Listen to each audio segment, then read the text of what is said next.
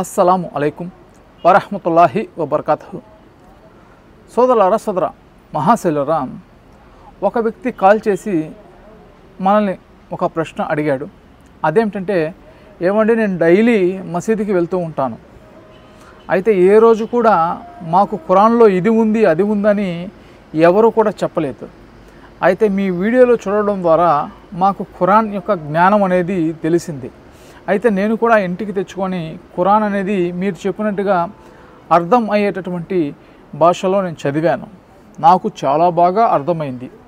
అయితే ఇవే విషయాలు, అంటే ఏదైతే ఖురాన్లో ఉండేటటువంటి విషయాలు నేను చదివానో అవి తీసుకొని వెళ్ళి మా మసీదులో వాళ్ళకి చెబితే, మీరు ఇవి చేస్తున్నారు కదా, ఇవి లేవండి అవి లేవండి అంటే వాళ్ళు నమ్మటం లేదు. అయితే ఇప్పుడు నేను ఏం చెయ్యాలి, నేను ఎలా నమ్మించాలి తెలియచేయండి అని ఆ యొక్క వ్యక్తి మనల్ని అడిగినటువంటి ప్రశ్న. అయితే ఒకటి చెప్తాను చూడండి, మీరంటే మన వీడియోలు చూశారు, ఖురాన్ జ్ఞానాన్ని తెలుసుకున్నారు, మీరు అర్థమయ్యే భాషలో మీ ఇంటికి తెచ్చుకొని చదివారు. అయితే వాళ్ళందరికీ కూడా ఖురాన్ జ్ఞానం అనేది లేదు. కాబట్టి మీరు ఒకసారిగా వెళ్ళి అవి లేవు ఇవి లేవు అంటే వాళ్ళు నమ్మరు. ఈ యొక్క విషయాన్ని మీరు మరిచిపోకూడదు.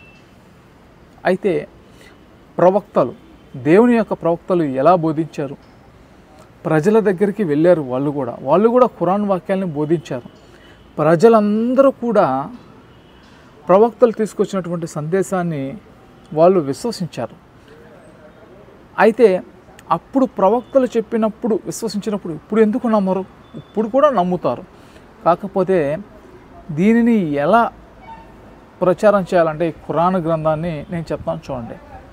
ఇప్పుడు ప్రవక్తలు ప్రజల దగ్గరికి వెళ్ళి అవి లేవు ఇవి లేవు అని చెప్పలేదు. వాళ్ళు ప్రజల దగ్గరికి వెళ్ళి ఏం చెప్పారంటే, ఓ ప్రజలారా, దేవుడు ఒకే ఒకడు ఉన్నాడు, ఆయనే భూమి ఆకాశాలను సృష్టించాడు. ఉదాహరణకి సూర బకరా 2వ సూర 22వ వాక్యంలో ఏముంటుంది? అల్లానే ఆకాశాన్ని కప్పుగా చేశాడు, ఆకాశం నుంచి వర్షాన్ని కురిపించాడు, తద్వారా పంటలు పండేటటువంటి ఏర్పాటు చేశాడు. ఇది తెలిసిన తర్వాత కూడా అల్లాతో పాటు వేరే దేవుడు ఉన్నాడు అని అనకండి అనే వాక్యం ఉంటుంది.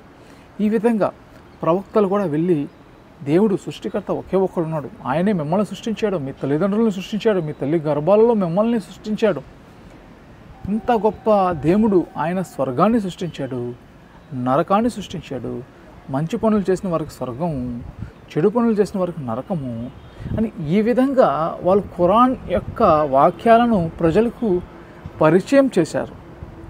దాని తర్వాత ప్రజలు దేవుని యొక్క వాక్యాలకు అలవాటు పడి దేవుని యొక్క వాక్యాలను చదవడం అనేది అలవాటుగా చేసుకున్నారు. ఇప్పుడు మన కాలంలో దేవుని యొక్క వాక్యాలని చదవటం లేదు. ఎందుకు చదవటం లేదంటే మనం వారికి పరిచయం అనేది చేయలేదు. అంటే ఇదంతా కూడా నేను ఎందుకు చెప్పానంటే, ప్రవక్తలు నిదానంగా ప్రజలకి చెప్పారు, కానీ మీరు నిదానంగా ప్రజలకి మీరు పరిచయం చేయకుండా ఒక్కసారిగా అవి లేవు ఇవి లేవు అంటే వాళ్ళు మీ మీద కోప్పడతారు. ఎందుకంటే వాళ్ళకి దేవుని యొక్క వాక్యం అనేది ఏమిటో తెలియదు కాబట్టి వాళ్ళు మీ మీద కోప్పడతారు. ఇందుకోసం ఏంటంటే, మీరు వాళ్ళకి ఎలా పరిచయం చేయాలంటే, ఇదిగో ఇది దేవుని యొక్క గ్రంథము. మీరందరూ అనుకుంటున్నారు కదా ప్రవక్తకి మొట్టమొదటిగా ఇచ్చింది నమాజ్ అని. నమాజ్ కాదు, ఖురాన్ గ్రంథాన్ని దేవుడు ప్రవక్తకి మొట్టమొదటిగా ఇచ్చాడు. ఇదిగో దీంట్లో ఇలా ఉంది, సృష్టికర్త ఒకే ఒకడు ఉన్నాడు, మీ దేవుడు ఒకే ఒకడు ఉన్నాడు, ఆయన చేతుల్లోనే లాభ నష్టాలు అనేది ఉన్నాయి, ఆయనే మిమ్మల్ని సృష్టించాడు అని ఈ విధంగా దేవుని యొక్క వాక్యాలని మెల్లిమెల్లిగా వాళ్ళకి చెప్తే, అప్పుడు ఎవరైతే దేవుని ఇచ్చినటువంటి జ్ఞానంతో వాళ్ళు ఆలోచిస్తారో అటువంటి వాళ్ళు నిజమైనటువంటి సన్మార్గాన్ని, సరైనటువంటి మార్గాన్ని వాళ్ళు తెలుసుకుంటారు. అంతేకాని మనం పోయి అది లేదు ఇది లేదు అంటే వాళ్ళు నమ్మరు. ఎందుకంటే వాళ్ళకి నిజమైనటువంటి దేవుని గ్రంథం ఈ గ్రంథము, దీన్ని ఒక్కదాన్నే నమ్మాలి అనే విషయం వాళ్ళకి తెలియదు. కాబట్టి వాళ్ళకి మీరు అవి లేవు ఇవి లేవు అని చెప్తే మీరు వృధా ప్రయత్నం చేసిన వారుగా అవుతారు. ఎందుకోసం ఏంటంటే ప్రవక్తలు నిదానంగా వాళ్ళకి ప్రచారం చేశారు. ఫస్ట్ దేవుని యొక్క గ్రంథాన్ని పరిచయం చేస్తారు. ఇదిగో ఇది దేవుని యొక్క వాక్యము అనే విధంగా చెబుతారు. ఆ దేవుని యొక్క వాక్యాలని ప్రజలకి నిదానంగా అలవాటు చేస్తారు. అప్పుడు వాళ్ళు తెలుసుకుంటారు. ఈ విధంగా మీరు కూడా ప్రచారం చేయండి. ఇది నేను మీకు ఇచ్చేటటువంటి సలహా. ఇప్పుడు నేను ఎన్నో వీడియోలు తీశాను. నేను కూడా నిదానంగా ఖురాన్ గురించి చెప్పుకుంటూ వచ్చాను. ఎంతోమంది నమ్మారు, ఎంతోమంది నాకు కాల్ చేశారు. మీ వల్ల మేము ఎంతో జ్ఞానాన్ని తెలుసుకున్నాము, ఖురాన్ యొక్క జ్ఞానాన్ని తెలుసుకున్నామని ఎంతోమంది చెప్పారు. ఇంతమంది చెప్పినప్పుడు వాళ్ళు ఎందుకు నమ్మరు? వాళ్ళు కూడా నమ్ముతారు. కాకపోతే ఒక్కసారి వాళ్ళు చెప్పకుండా నిదానంగా వాళ్ళకి దేవుని యొక్క గ్రంథాన్ని గురించి మీరు పరిచయం చేయండి. వాళ్ళు ఖచ్చితంగా నమ్ముతారు. అది అయితే మీకు అర్థమైందని నేను అనుకుంటూ ఉన్నాను.